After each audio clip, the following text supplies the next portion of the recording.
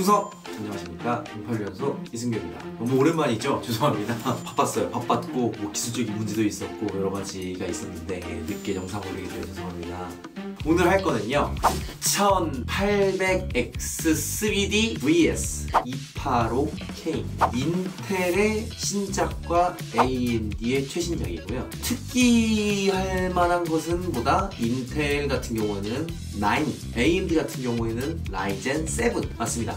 i9급과 i7급을 각각 비교하신다고 보시면 됩니다. 이걸 왜 비교를 해? 의미가 있어? 당연히 9가 세겠지 생각하겠는데 반대로 컴퓨터를 잘 아시는 분은 와, 쟤 또 공개 처형하는구나. 뭘?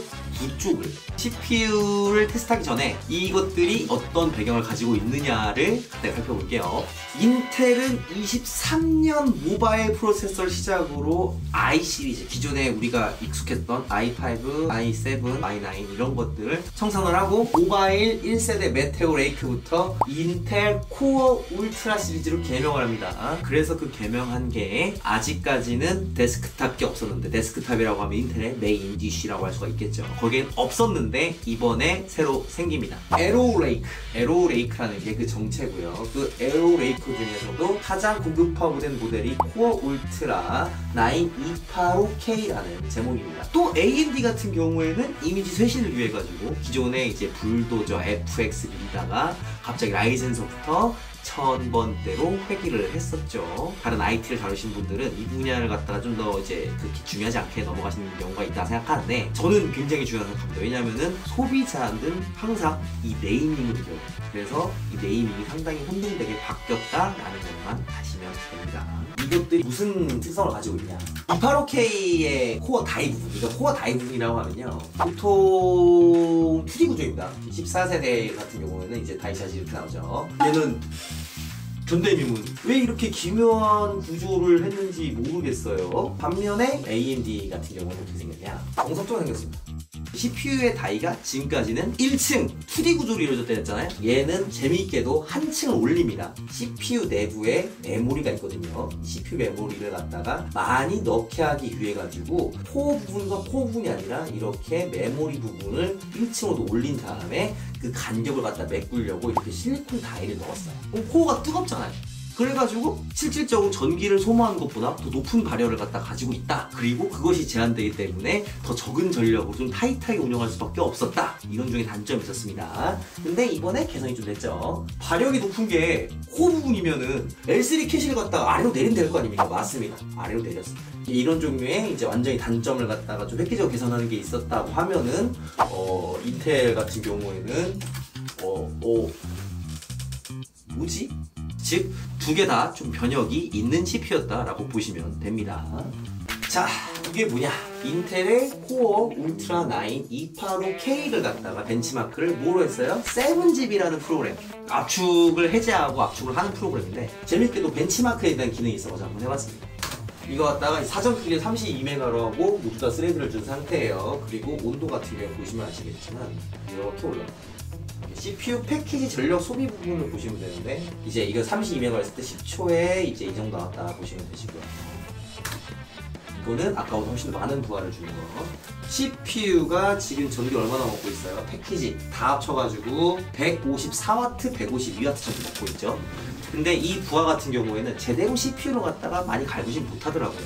그러니까 CPU에다가 상당한 부하를 준 작업은 아니더라고요. 이게 최종 결과고요. 보통 이걸 보래요.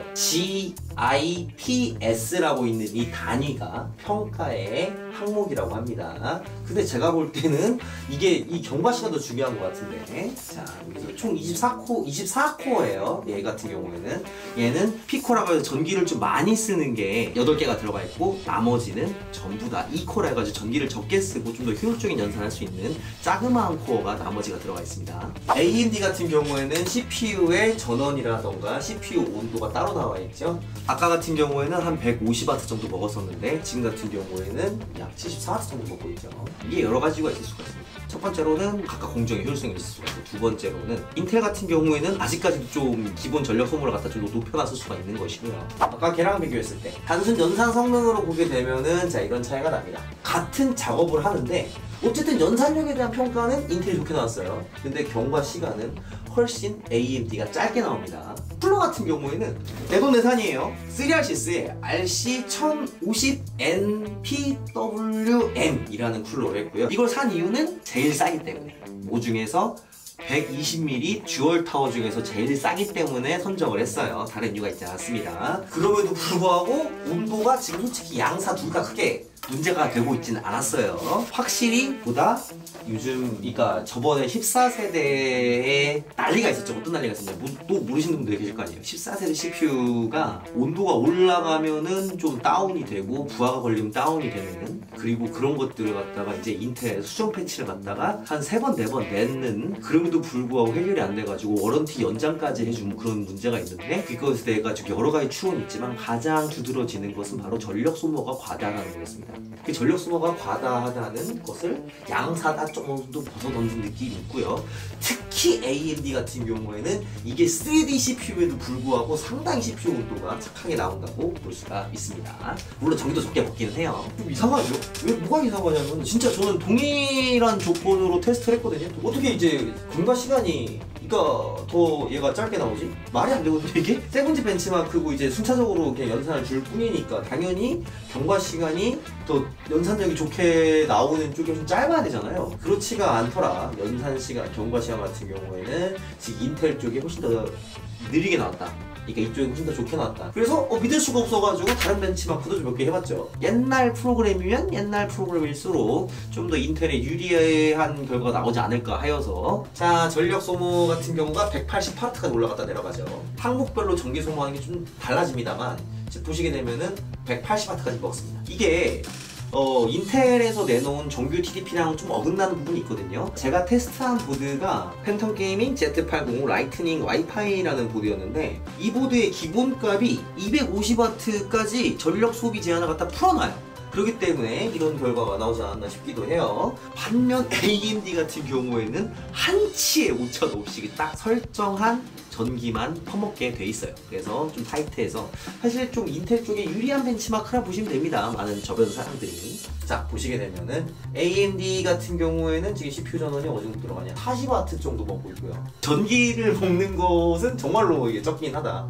이것도 올라가네요. 80W까지 올라갔다 내려가네요. 그래서 결과값은 42,000점 대 60,000점으로 상당히 큰 차이가 납니다. 기본적으로 거의 모든 항목의 차이가 난다고 보시면 되시고요. 이거만 보기 좀 그렇잖아. 좀 고전적으로 해보자. 자, 와, 어마어마하게 차이 난다. 보게 되면은, 싱글 스레드는 당연히 제일 센 대빵 코어 하나만 설정하는 거니까 이제 차이가 얼마 안 난다고. 얘는 873점, 얘는 758점이죠. 근데 멀티 스레드, 얘는 8코고 얘는 이 세 스레드니까 와, 2배가 넘게, 얘는 8,500점인데 얘는 18,000점까지 벌어집니다. 차이가 어마어마하죠. CPU Z 같은 경우에는 비로소 이제 인텔이 24코어를 때려 박은 느낌이 좀 나는 그런 벤치라고 보시면 됩니다. 자, 뭐만 있냐? 얘는 이게 있어요. 도전이 올라간 벤치마크, 얘도 200점대, 얘 2000점대. 차이가 그 2배 나죠. 자, 그리고 또 넘어가가지고 또 항목이 또 바뀝니다. 이것도 또 2배 차이 납니다. 자, 여기까지만 보시게 되면은 뭐 작업하려면 인텔이 좋은 거야? 일단 첫 번째로는 작업하시는 분들은 이 X3D를 안 사요. 일반 노말을 하시고요. 9950을 사시고요. 그리고 이제 사실 더 작업용 CPU 같은 경우에는 그 상위 라인인 스레드 리퍼라는 게 있는데요. 그 스레드 리퍼 같은 경우에는 AMD에서는 그 대응하는 모델이 없다 보시면 됩니다. 지금 인텔의 상황이 진짜 그렇게 좋지가 않아요. 즉 이제 메인스트림급에서 이제 코어를 많이 때려 박아가지고 연산 성능을 이기는 것까지는 인텔이 성공했으나, 사실상 연산력으로 승부하는 부분에 있어가지고 또 AM보다 앞서냐, 그건 또 아니긴 한 그런 부분입니다만, 하여간 연산력으로 이기긴 합니다. 이기긴 해요. 근데 그러니까 이런 종류의 일반 사용자용 CPU에서 인텔이 이기는 것처럼 보이겠지만 인텔은 여기서 끝나거든요. 근데 얘는 한 가지 옵션이 더 있어요. AVX512라는 걸 지원을 해요. 그래서 AMD CPU도 딱 85W 딱 왔다 갔다 하죠. 이거 처리할 때는. 인텔이 1견 연산이 좀 빠른 걸로 보이나. AVX512도 지원하지 않아서 사실상 그 연산력에는 이제 그 AVX512를 지원하게 될 프로그램들이 나올 때쯤 하여서는 그 연산력의 우위조차도 그렇게 중요해지지 않는 게 아닌가라는. CPU 성능 같은 경우에는 이 정도 알아보시면 되실 것 같아요. 근데 이제 여기서 재미가 없잖아. 가장 많이 쓰이는 거는 바로 게임 같대. 자, 저는 지금 세일리 광고를 위해서 여기 왔는데요. 세일리라고 하면 노드북에서 진행하는 20 데이터 글로벌 서비스입니다. 이렇게 복잡한 대도시지에서도 굉장히 잘 켜진 데이터를 글로벌하게 진행 가능한 그런 서비스입니다. 굉장히 저렴한 가격, 4달러가 안 되는 3.99달러에 1기가를 7일 동안 사용할 수가 있는데요. 이게 베트남에서만 되는 게 아니고 전체 아시아지구도 가능한 굉장히 글로벌한 서비스를 할 수가 있죠. 이렇게 시끄러운 곳에서도 굉장히 데이터가 잘 터진다는 걸 보여드리기 위해서 여기에 왔습니다. 한국에서 20을 사거나 U10을 사서 끼는 것보다 훨씬 간편하고 힘도 들어가지 않기 때문에 굉장히 간단하고 좋은 서비스를 할 수가 있죠. 더 자세한 정보는 하단 더보기 눌러보시게 되면은 자세한 영상도 있는 링크를 드리도록 하겠습니다. 감사합니다. 게임 성능을 좀 비교해보도록 하겠습니다. 자, 사실 X3D CPU의 가장 큰 장점은 게임이 잘 돌아간다는 거예요. 어느 정도 차이가 나냐. 예, 엄청 좋은 것은 못했습니다. 그러니까 지금 AMD사에서 나오는 그래픽카드인 7900XTX라는 그래픽카드를 갖다 구할 수 있어서 이걸로 했고요. 사실 4090이라는 엔비디아 카드로 하면 좀 더 벌어집니다만 일단 제가 구할 수 있는 최고의 그래픽카드 이거였습니다. CPU가 대충 하는 역할은 그래픽카드의 일거리를 갖다가 빠르게 줘가지고 좀 더 그래픽카드의 사용률을 늘려가지고 좀 더 게임 프레임이 잘 나온다, 그런 개념 보시면 돼요. CPU가 하는 역할은 그 정도예요. 그래서 보다 CPU가 따라다닥 연산을 줄 수가 없는 고해상도의 많은 부하가 필요한 최신 게임보다는 좀 옛날 게임에서 두드러진 경향이 좀 있고 낮은 해상도에서 두드러진 경향이 있어가지고 그러면 진짜 내가 센 옛날 게임 해볼게 해가지고 가져온 게임입니다. 저 초등학교 때 아버지 몰래 했던 게임인데요, 페이크라고 해가지고 지금의 오버워치의 조상이라고 보시면 됩니다. AMD CPU는 800프레임인데 놀고 얘 같은 경우에는 900프레임에 논다고 볼 수가 있죠. 놀랍게도 이 게임은 인텔이 이겼습니다. 실제로 벤치마크하면서 내가 아는 전체 모든 종류의 언론사라든가 이런 것들에서 AMD의 압도적인 게임 성능 승리를 얘기했는데 어떻게 인텔이 100프레임을 이길 수가 있지? 라고 생각을 가지고 내심 쫄았어요. 상당히 쫄리는 마음으로 두 번째 벤치마크를 테스트합니다. 지금 풀 HD 돌리고 있습니다. 최상업이고요. 자, 400프레임, 300프레임. 튜토리얼 3였고요. 그냥 아무리 좋게 봐줘도 계속 100프레임 차이가 나더라고요. AMD 쪽이 이터널 리턴에서 동일 사양일 때 FHD에서 무려 100프레임을 이깁니다. 이 정도로 비정식적인 결과가 나오게 되면은 엄청나게 많은 이제 설왕설래가 일어납니다. 이번 윈도우가 인텔의 복잡한 코어 구성에 대해 가지고 제대로 대응하지 못한다. 그래가지고 인텔 같은 경우엔 오히려 몇 개의 코어를 끄게 되면은 성능이 좀 증가하는 경향이 있다더라, 뭐 이런 얘기도 있고요. 그리고 AMD 측에서도 심지어 뭐 아직까지 바이오스가 안정화되지 않았다, 뭐 이런 얘기도 있더라고요. 그런 복잡한 것들은 내놓기 전에 해결하고 이 게임만 해보면 좀 그럴 거 아니에요. 옛날 게임과 요즘 게임의 좀 중간 정도의 게임 뭐가 있을까? 하나 더 준비했습니다. 얘는 100까지는 안 나네요. 100에 근접해서 한 80프레임 정도 차이 난다 보시면 됩니다. 진짜 아무것도 안 바꾸고 CPU만 바꾼 거예요. 사실 AMD랑 인텔은 서로 크로스 라이선스가 있는 회사예요. 이렇게 차이가 날 일인가? 아니, 심지어 두 CPU 다 생산을 TSMC에서 하고요. 같은 X86, X64고요. 이번 에로레이크의 공정이 핀팻이라는 공법을 사용한 이제 3나노거든요. TSMC. 심지어 AMD 4나노보다 또 상위 등급이긴 해요. 난도 하는 것도 좀 작으니까. 그럼에도 불구하고 이런 결과가 나왔다는 것 자체가 조금, 그러니까 지금 진짜 다들 가설을 많이 내고 있어요. 하드 매니아들은 도대체 왜 이런 결과가 나왔을까에 대해서 많은 종류의 가설을 내고 있다. 즉 인텔은 이번 15세대 대지 코어 울트라 시리즈 2세대 제품이 정말로 비상식적일 정도로 아무도 납득할 수 없을 정도로 희한할 정도로 게임 성능이 낮다라고 보시면 돼요. 그래서 지금 시장 상황이 좋지가 않아요. 시장 상황 보여드릴게요. 78만원. 실제로 다 나가면 100만원 올라갑니다. 자, 얘들도 사면 없다 그래요. 보통 이제 아시는 분들이 용팔이 쉐이키는 뭐 저거 재고 잡아가지고 막 이렇게 말씀하시는데 애들 사도 없다고 뻥을 치든 뭐 못 주든 그럽니다. 이거 같은 경우에는 진짜 악질업자 같은 경우에는 진짜로 이 가격을 갖다가 이제 특수를 해가지고 CPU만 떼서 10만원 넣어줘야지 헤헤 이럴 수도 있는데 보통은 그냥 이제 프로그램들이 이 가격대 팔렸으면 이 가격 올리고 이 가격 올리고 이제 그렇게 나오는 건데 보통은 이렇게 사도 없다고 합니다. 즉 아예 품귀예요. 9800X 3D는 완전 품귀가 됐고 가격도 솔직히 출시가도 마음에 안 들게 78만원이나 되는 가격으로 나왔어요. 그래도 없어서 못 팔아요. 너무 슬픈 일이죠. 왜? 경쟁사가 이제 파일을 쉐어링 해주지 않으니까 그쪽 물량이 남아 도는 거죠. 285K 이거 같은 경우에는 체감은 더 비쌉니다. 자 보세요. 자 얘는 인텔 소켓 1851로 나왔어요. 옛날에는 775라고 해가지고 이게 한참 갔어요. 그게 옛날도 아니다. 그러니까 775 소켓이라고 해가지고 펜티엄서부터 코어2 듀오까지 쭉 같은 소켓 이어가다가 이제 고성능으로 해가지고 i시리즈가 도입하면서 이제 나오는 게 총 11XX라고 보통 표현을 하죠. 그 소켓들은 굉장히 많이 바뀌었는데 이유가 있긴 해요. 자 봐봐요. 자 옛날에는 시스템 버스 베이스 클럭이 133에서 100으로 변경되어가지고 핀별 수정이 불가피하다면 소켓이 이렇게 바뀌었다. 이렇게 이유가 있었잖아요. 옛날에는 인텔 말을 믿었어요. 세대별로 소켓이 좀 바뀌는 것은 다 이유가 있을 것이다. 실제로 그 3세대까지, 아이브리지까지 또 동일한 소켓을 가다가 4세대로 바뀌었을 때 제가 알기로는 뭐 전력을 처리하는 그 칩이 CPU 안으로 들어왔다가 다시 나갔다가 하면서 바뀌었습니다.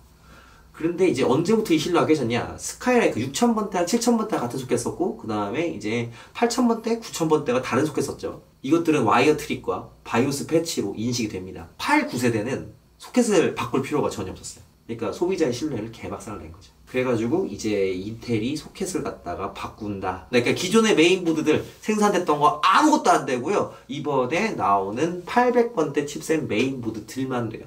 AMD는 2016년에 AM4라는 소켓 나왔는데 이거는 이제 기존의 AM3에서 AM4로 바뀌면서 DDR4를 지원을 위해서 이걸 나왔습니다. 이런 칩셋들을 지원했고요. 개발 자체는 이제 얼마 안 됐지만 거의 한 몇 년이냐 2016년, 17년, 18, 19, 20, 21, 22, 23, 24년까지 어떻게든 신제품을 내주면서 유지를 시켜주고 있습니다. AM5도 당연히 7000번대 쓰던 애들은 보드 변경 없이 바이오스 업데이트만으로 새로운 CPU를 쓸 수가 있겠죠. 왜? 소켓 변경 안 했으니까. 그래서 오히려 이제 구매를 할 때 소비자가 부담되는 비용 자체는 인텔 프로세서가 훨씬 더 비쌉니다. 먼저 정리를 하자면은 1.